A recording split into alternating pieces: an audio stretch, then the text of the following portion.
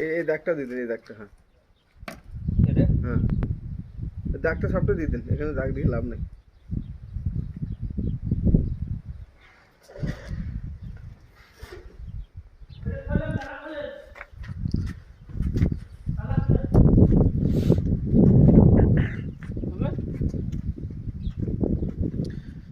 এটা হচ্ছে পুরাতন বিল্ডিং, নতুন করে দিলাম।